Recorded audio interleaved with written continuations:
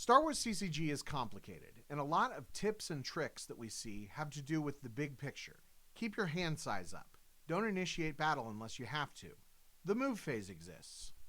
But what does that look like in the heat of a game? I had a really tough match in the Corellia League earlier this week and identified one mistake that likely cost me the game. This is not to say that I played perfectly, but it's an excuse to zoom in on how one decision can completely change the direction of the game. The matchup was my Rescue the Princess Virtual versus Veez's Revenge of the Sith Vader. On my third turn, after sniping Vader and deciding that Lord Sidious was not worth clearing at the central core, I wanted to spread to 3 locations to satisfy Menace Fades.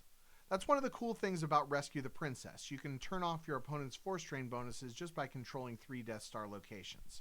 They don't even have to be battlegrounds. As you can see, Obi-Wan was holding his sight and Han and Leia had another. I had Luke and his blaster in hand to deploy to a third site. Common sense told me that deploying one Power 3 character wasn't going to be enough to hold a site, so I deployed Hera to back up Luke. This was wrong for several reasons. First, Luke with his blaster gets an extra destiny to power or attrition, and shoots at +2.